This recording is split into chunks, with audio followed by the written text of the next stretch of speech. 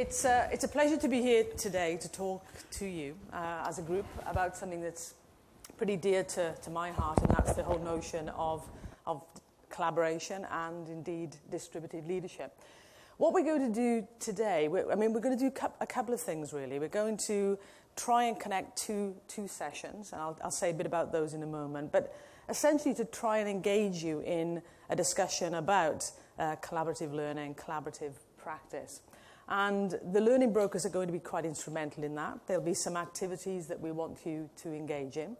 And we hope, in a sense, to try and create a dialogue out of some input, some discussion, some activities over the course of the morning. Just as a sort of starting point, I suppose, there are two sort of themes for the sessions. The first is around distributed leadership and the recognition, I suppose, that leadership is now critical for organizational change. I think we now know how important leadership is. And I'll be saying a little bit about what sort of leadership, how leadership matters so critically in educational change. And the second point we'll be looking at is this whole notion of disciplined collaboration.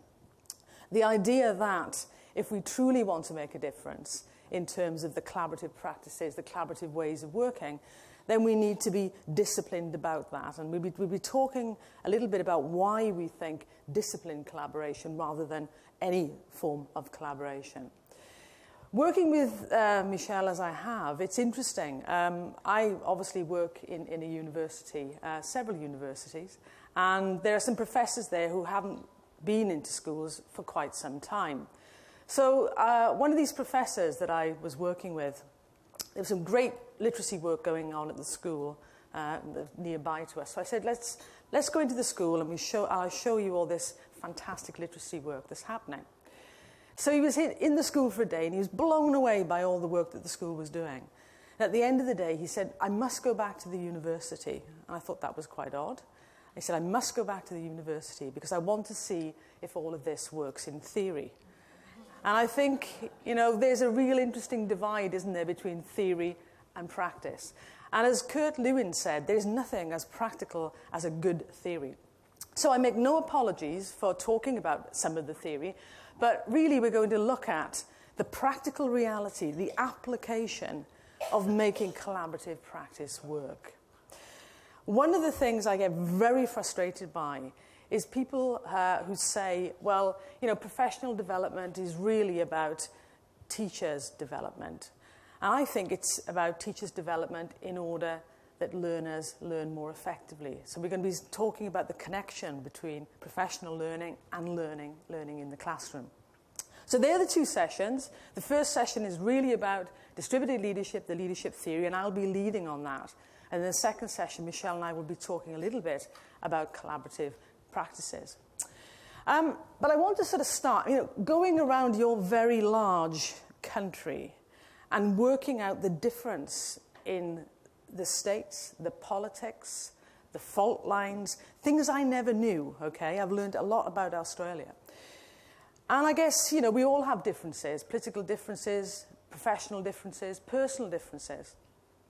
But when you get a group of educators together who might have differences and you ask, what can we agree on? What can we actually all say, yes, I can sign up to that? Normally, it's about improving learner outcomes and how to make life chances better. That's what most educators can sign up to. So my big question, and I guess what's driven me through my career, is how do we ensure success for every child in every setting? How do we ensure that it doesn't matter where you are, which state you're in, which territory you're in, which country you're in, that every child, no matter what their background is, gets exactly the same opportunity to get great education and a fantastic life chance. Now, there are people who work in my university, they're normally sociologists, but there's my prejudice, okay, who say, but that is a wild aspiration. We know the impact of deprivation and poverty on subsequent achievement. And they're right. But then I turn back and I say, so which children do we choose to fail then? Which children do we say, you haven't got an opportunity or a life chance? So underneath the work that I do, what drives me is not university league tables or publication rates or research exercises. It's to do with the absolute moral purpose of success for every child in every setting. And I guess my work with Michelle has been about how do we do that? How do we make that happen? How do we even make a step forward to making that wild aspiration a reality? I think probably everybody in this room could sign up to that and subscribe to that, because we know that education is such a powerful force in reshaping the inequalities in our society. A couple of other things to say by way of introduction. You know, I don't know about you, but I'm a little bit fed up of PISA. I'm sort of pretty fed up of Finland. Do you get this? You know, I feel this sort of sense of support in the room. The reason I'm fed up of PISA in Finland is because, in a sense, you know, I don't know, Finland doesn't look anything like Kuala Lumpur or Malaysia for a start. And when we were working for Welsh Government, the PISA results came out, okay? And we were in Wales, which is the little bit that sticks out of the bottom of the United Kingdom. And very, very small country, but very mountainous. So if you flattened it, it'd be larger than England. But anyway, we were in the minister's office, and the PISA results came out. And I'll never forget it, because he sat there. And of course, Wales had done the poorest out of all the countries of the United Kingdom. Funnily enough, Scotland had done the best. I don't know how they did it, but they did it. So the minister said, right, we need to do something. So he said, he got the tables out and he said, right, Finland, we're going to Finland. So all these civil servants, I kid you not, got on a plane to Helsinki. They drank copious amounts of very bad vodka. And they were in Finland to find out what Finland were doing. Because Finland must be doing something that we're not doing, right? And if we find out what Finland are doing, and we bring it back to Wales, and we do it, guess what? We go up the league tables. So they got back on their aeroplanes, and they came back to Cardiff. And do you know what they found out about Finland? Do you know what they found out? It was earth-shattering. We couldn't believe it when they brought back the news that what Finland do is to invest in the quality of its teachers and to hold them in the highest esteem. No surprise there, right? So there's something really important from those studies, those comparative studies of international performance. Of course there is. There are things that we can learn. But it comes down to two things and two things only. It's the quality of leadership and the quality of teaching. And when those two things combine, they are very, very powerful forces indeed. So I think, you know, we know certain things. And I mean, often I'm told as a researcher, oh, yeah, well, this is pretty contested. We don't know certain things. But we do. We do know certain things. We know that without great principals in our schools, we're not going to get great schools. And we know that without great principals in our schools, we're not going to get great teachers. So there's a really important message here. It's simple, but it's true, that the combination of leadership and teacher quality is all we need to do to raise performance in this country and any other country. That's it. That's it in a nutshell. How you do that is another matter. So, moving on a little bit. We also know from the research evidence, and I've done some work in other sectors which I'll talk about, but you know, it's just underlining, I suppose, the importance of leadership. There is not one single example anywhere in the world of a change in organizational performance without some change in leadership. And by change in leadership, I don't necessarily mean replacing the principal. I mean a change in leadership practice. That's how powerful leadership is. In any organization, that's how powerful it is.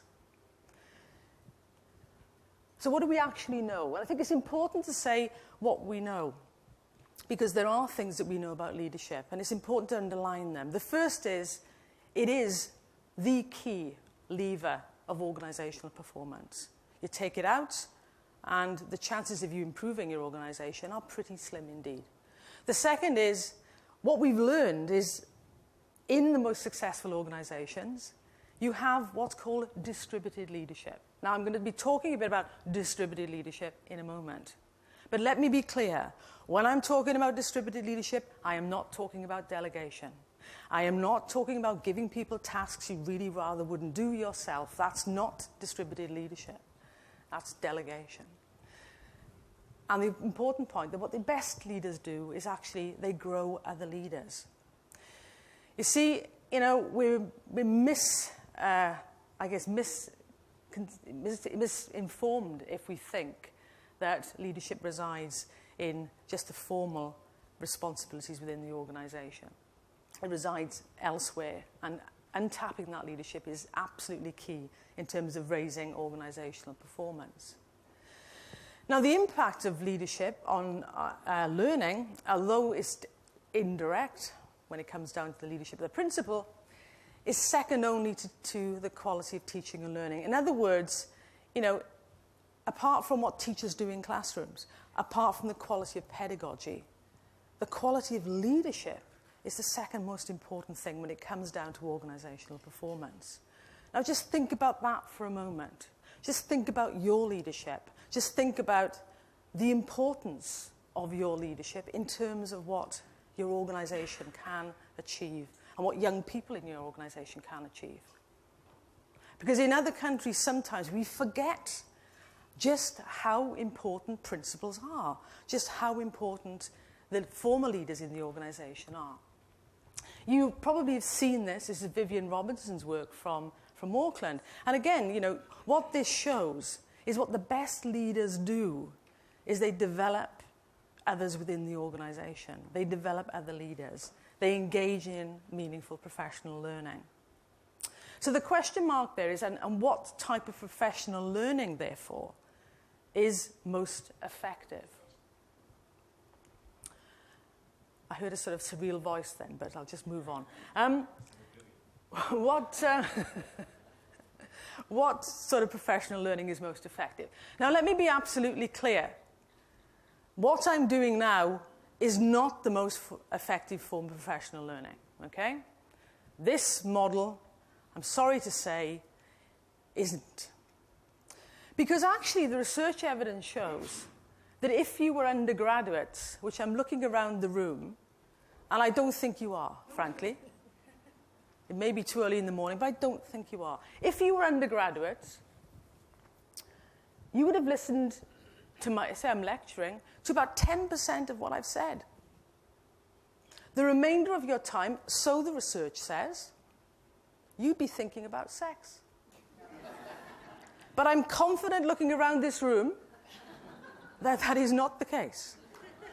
However, we were in Aberystwyth, and one head teacher sidled up to me and said, "Never underestimate anyone, Alma." So just think about that.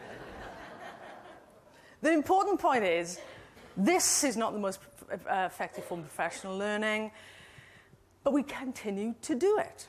We continue to send teachers on courses, normally on their own. They normally have a nice lunch and fill in one of those evaluation forms and come back and nothing changes. Or they come back really enthused, try to communicate this to other teachers who haven't been on the course, haven't had that experience, and frankly don't want to know. But we continue to do that, and we continue to believe that that form of professional development is going to change classroom practice. It's not. It's not. It never has changed classroom practice, frankly. People going out to courses, it's hard, and it's hard for this reason. There's the workshop over there, and there's the workplace over here. They don't connect. They can't connect. Even the best, most effective speakers cannot change your practice. But guess what? Your colleagues can. Interacting with some of your peers changes your practice. A few years ago, I did a study. I've done many studies, but this is an interesting one, or I think so anyway. It was a study of ineffective departments in secondary schools. Now, you can imagine the proposition. I'm a researcher, you're an ineffective department. I want to find out why you're so ineffective. It didn't win me any sort of friends. However, I did go into some schools and I did look at ineffective departments and some ineffective teachers. Now, what I found was not that they were not subject specialists or they weren't enthusiastic. What I found in those less effective subject areas was they had never, ever seen high-quality teaching in their subject area. So my point is, if you never see great English teaching, how can you become a great English teacher? Okay? If you never see high-quality teaching in the primary sector, how do you do that? So the point is, and I've argued this, and you can tell me if I'm wrong, and I don't mind if you tell me I'm wrong, but I think we've got everything we need to improve our schools within our schools. We just need to join it up a bit more effectively. We've got everything we need to improve our system within our system. We just need to communicate and collaborate more effectively. We don't need external advisors. We don't need to go to Finland. The quality of education here in Australia, in your states, in your territories is fantastic. We've been in your schools. We've seen it. We've been in your classrooms. We've talked to your principals. We know the quality of what you do. It's fantastic. But in some of your schools, they're still working, and this was the words of the principal, in silos. The classroom doors are still shut. We're never going to get 21st century learning if we work in that way.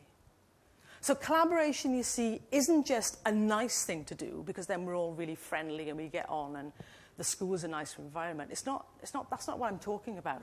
That, to me, is cooperation. I'm talking about disciplined collaboration where people challenge each other, ask hard questions, and inquire together so everybody's practice gets better. One of the stock responses that the minister had, and you may have experienced it here in Australia, and I can be political in ways that other people in this room can't be. One of the stock responses to the underperformance in Wales was to, and in fact, it was the same basic strategy in England. If you think your education is bad, go over and have a look at England. You know, it is desperate over there because all the accountability and standardization has driven teachers to their knees, and they've got nowhere else to go, in my view. But one of the things they wanted to do, and one of the things they proposed in England, was to seek out the ineffective teachers. And when they'd found the 5%, that's the magic number, I don't know how they got that, but 5% of these teachers, right? They were then going to give them some treatment. And if they didn't get better, they were going to take them out of the system. Now, those people in the room here know how difficult it is, right? To remove a teacher, yes? How energy zapping it is, right? How emotionally draining it is. My argument is, you're looking at the wrong end of the problem. Because actually, if you improve every teacher in your school, then everybody gets better. Even those that are at the other end of the norm of distribution will move forward. So let's concentrate our efforts on making our best teachers even better and moving every single teacher forward. That's a much more positive way of thinking about school improvement than focusing on those that are ineffective. A few years ago, I did this study with Andy Hargreaves. You probably know Andy Hargreaves' name, do you? Do you know Michael Fullan's name? More than Andy Hargreaves? I'll tell him. It's interesting, actually. I was with Michael the other day, and he was on a sort of public platform, and he said, you know, people call me the guru of change. And he said, my definition of guru is someone who can't spell charlatan, which I thought was an interesting idea. I don't think he is a charlatan, as I'm on film. No, I don't think he's a charlatan. I think he says things much more succinctly than I ever could. But Andy Hargreaves and I did this study and asked the question, what does high-performance leadership look like, not just in education, where we normally get all our ideas, but from business and sport as well? Now, these were some of the sites that we visited. You will see there, Cricket Australia.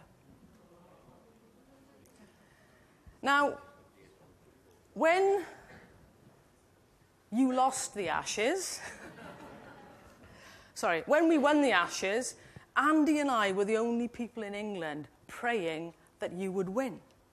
Because then, how could we say they were high performing, okay? We looked at these different sites and, some challenges, I suppose, for some of them. I mean, shoebuy.com, just hands up. How many people here buy their shoes online? Be honest. How many people? I don't think people are being honest. Okay, some people buy their shoes online. To me, it was completely counterintuitive. Shoebuy.com, biggest .com company, based in Boston, shoes online. Fiat used to be called, sorry, Tony, fix it again, Tony, because the cars broke down so often. It went from the low-performing manufacturing car company to being one of the best in the world, and it's now, I think, merged with Chrysler recently. In that experience of going around these different companies, I was personally challenged. We went into Fiat. With every person we met at Fiat, the more senior they became, and they were all men, the bigger their offices. I made no conclusion from that, but anyway, the bigger their offices. And I did ask a question, because I would, I suppose. Do you have any female leaders, maybe? And this chief executive thought, and he said, yes, actually we do. He said, yes, she comes in on a Thursday. So there we go. Equal opportunities are alive and well. The point about this study is we expected to find in the business and the sports world a very different sort of leadership, sort of the CEO model of leadership, the big Alan Sugar. Do you get the Apprentice here, that program? Yeah. I'm slightly addicted to it back home. But anyway, Alan Sugar is this sort of charismatic CEO, fantastic leader. We expected to find that, and we didn't. We didn't find that at all. What did we find? We found that many of these organizations, and we looked at schools and local authorities and districts as well, their leaders were very determined. But actually, they built very, very strong team structures within their organizations. And it was the team structure, the vertical and the lateral team, that gave them their edge on the competition. I can say more about that, but I won't. So, looking at the time, I thought you'd like that photograph of me snowboarding. I don't know why people laugh. We were in Lithuania. Through the medium of translation, you can imagine it's a massive audience. You can tell that humor doesn't travel. So I put this up, and I said, that's a photograph of me snowboarding. I had a standing ovation. I couldn't let them down. I said, oh, okay, thank you. So humor doesn't travel that well. I guess, where I'm coming to is, if I'm saying leadership matters, and it matters so greatly, what type of leadership then? Okay? I think, I've talked about distributed leadership. Vivian Robertson talks about instructional leadership. Ken Leithwood talks about transformational leadership. Someone else talks about emotional leadership. And we could go on. Now, the point is that leadership doesn't take on a different flavor just with a different label in front of it. There are too many labels for leadership. So I think it's incumbent upon you to say, so is it going to make a difference then if we subscribe, buy into, follow that particular model? Unfortunately, we're sort of wedded to this, not him. We're sort of wedded to the individual leader who will ride over the hill and solve all our problems. And I think, that, in a sense, that charismatic leader sometimes can do us a disservice because they can render organizations quite dependent. So I'm not saying that charismatic leadership is wrong. I'm saying we need to rethink what leadership is. It's no longer role or responsibility. I guarantee right now in your school, there's someone who's got very, very powerful leadership skills and abilities and capabilities, and they are not in a formal role. When I was a leader, the people who worried me, quite frankly, were not the people who said, I don't agree with you, Alma. I think you're wrong. that'll never work. They were the people who said, oh, that's such a fantastic idea. I'm absolutely with you all the way. And then went back into the staff room and said it will never work. You know those people? They're the people who are the influential, informed leaders. And if you don't get them on side, as I'll say a bit later, they can work against you. Okay. This is a piece of work by Jim Collins. You might know it's called Good to Great. Very quickly, Jim did a study of good to great companies, like Andy and I, although ours was a later study, and asked the question, what do the best leaders look like in these companies? Like us, he expected to find the CEO model. What he found was level 5, the executive leader, he calls it, with these characteristics. Now just have a look at those characteristics for a moment, because they are somewhat surprising. The third one, ambitious for my institution as well as myself. Well, as a leader, I wouldn't be sure about that. But look at the last one, facilitate the collaboration of others. So take a really good, hard look at those characteristics. Place them into your memory. Are they there? Okay. Can you put everything down on the table in front of you, please? And can you all please stand up? With a degree of enthusiasm would be fantastic. Okay. Now, I want you to look around the room. Is there anybody you like the look of? This is like speed dating, but not so much fun, okay? In a moment, I'm going to ask you to do, after I'm going to count to 3, 1, 2, 3, and I want you to point at someone that you don't know, that you like the look of, you think looks interesting, and I'd like you to have a conversation about one thing only. Have you ever worked for a level 5 leader? And I'll put those characteristics back up and have a conversation, okay? Have you ever worked for a level 5 leader? Someone like that? And maybe you can think about whether you're a level 5 leader as well. So, have a look around the room. This is the technical bit. I'm going to count to 3, not just yet. When I get back on this stage and I put my hand in the air like this is a primary school technique, okay? I want you to stop all bodily functions and return to your seats. So, I'm going to count to 3, and you're going to point and go to that person. If you feel rejected, it's not my fault, okay? If I'm in the newspaper tomorrow, I'm leaving anyway. Right, okay. I'll count to 3. 1, 2, 3. Point and go.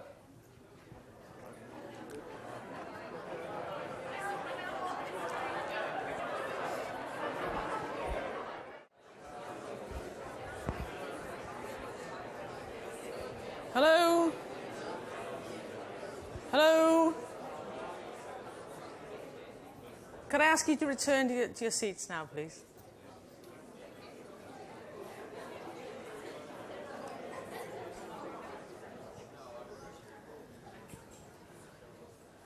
Okay, well, hopefully you've had an interesting conversation.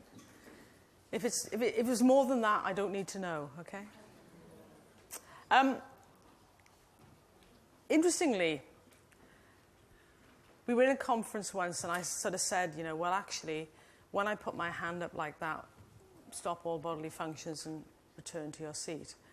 And this group was so engaged with the conversation, they put my hand up, they carried on talking and just waved back. I wanted to move us on a little bit, just to, I guess, contextualize the discussion that you're going to have in a moment with your learning broker around distributed leadership. Because what I'm trying to do, in a sense, is to paint the big picture of leadership and then come in with the rationale for disciplined collaboration. Because, fads and fashions come and go. The conveyor belt of new initiatives keeps on arriving at the door of schools. And I want to know that whatever we suggest, whatever we support schools with, is going to be useful to them in direct application and make a difference in the classroom. So I'm talking about distributed leadership, but I guess, distributed leadership is a strategy for school improvement. So is discipline collaboration, in a sense that what does distributed leadership look like when it's in a school? And that's where I'm going to go next. And I'm going to sort of frame it so that when you go into your discussion groups, you can start to unpack, if you like, exactly what it might look like, or indeed does look like in your school, because there's no assumption that it's not already there. So let me just say a few things about what it looks like. And I guess you've heard what I've said about the importance of putting learners at the center of everything that we do. And I guess I put learning there for the center of this particular exposition of distributed leadership. There are different versions of this, but mine, I guess, is very much a practical interpretation of what distributed leadership looks like, and more importantly, what it looks like when it makes a difference. I think what we're seeing in some schools is changing structures in order to allow people to work together more effectively. But there's a caution here. We were in a school relatively recently, and one of the principals there had actually physically taken down the walls to allow her teachers to work together more effectively. The walls had gone, but the practice was still the same. So I think there's something that we can do structurally to get people to work together more effectively. But the skills of collaboration, the way people work together, has to be learned, have to be practiced. Otherwise, it becomes sort of loose cooperation. And the analogy I have, I suppose, is when you get a group of students, you can put them on a table. They can be called a group, but they can be working individually. It's exactly the same with teachers. So how do we get teachers to work interdependently, not independently?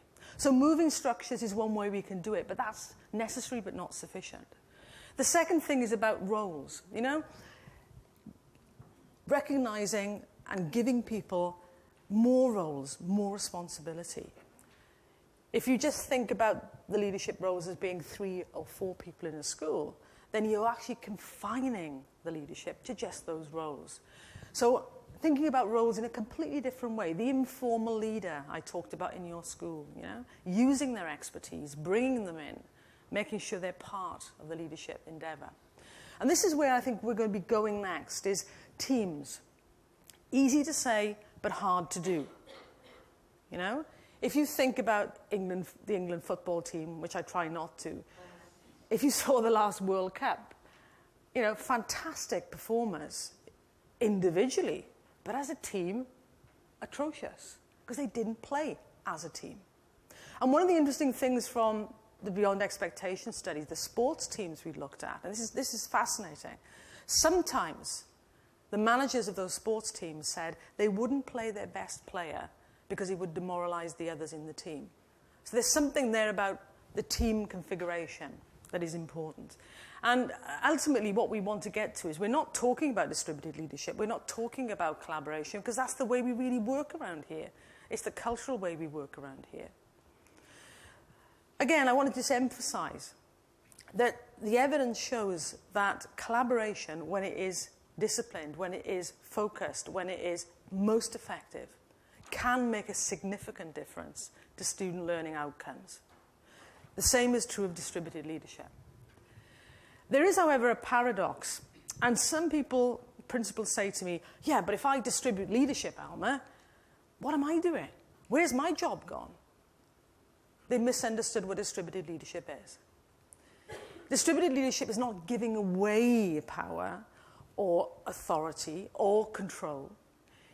It's saying, as a leader, how can I create the conditions in my organization where people will feel able to offer their expertise? You know, nobody's going to rush up to you and say, can you give me more work? I don't know if that's ever happened to you, but it's just not going to happen. But if you have that slightly invitational style, there are people with expertise in your organization today who are just not able to share it or demonstrate it because the opportunity isn't there. So the formal leaders provide the opportunity for the informal leaders to come forward. If you are an autocratic, hierarchical, control freak, no one is going to offer to take on any more responsibility because ultimately they see it as your role, your responsibility. It's not delegation by another name. I think I've sort of commented upon that. And sometimes those two terms are used interchangeably, and that's not helpful. Because the idea of distributed leadership then is giving things away rather than empower others to bring things to you. That's what distributed leadership really is. There is, however, a dark side of distributed leadership. You know, let me just ask a question of everyone here. And you can put your hands up like this if you don't really want to put your hands up like this. How many people here have ever worked for a bad leader? Okay, have a look around the room. Put your hands down. Very rarely talked about. Go to any bookshop, look at the leadership literature. It'll all be, I did it my way. It'll all be, you know, inspirational leadership. It'll all be positive. And yet, if we think about leadership and leaders, that influence can be used for bad as well as good. But it's rarely, rarely written about. It's rarely, rarely expressed. Because some of that leadership is bullying. Some of that leadership is to do with intimidation. Some of that leadership is to do with making people feel small, so they are controlled. So there's a dark side to distributed leadership, like there is a dark side to any other leadership, if it is misused. And I think this is a government health warning, I think, before you go into your sessions. I am not saying distributed leadership is a fantastic thing. It can be, but only with the right conditions. It's not automatically a good thing, a positive thing. It depends. It depends on how the principal sets up the conditions within his or her school for people to take on leadership responsibilities. If the power is misused by the people who are invited to come forward, it won't work.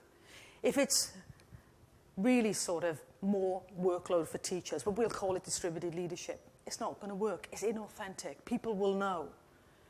If it's to do with overturning the formal leadership in the school, because realistically, it's like collaboration.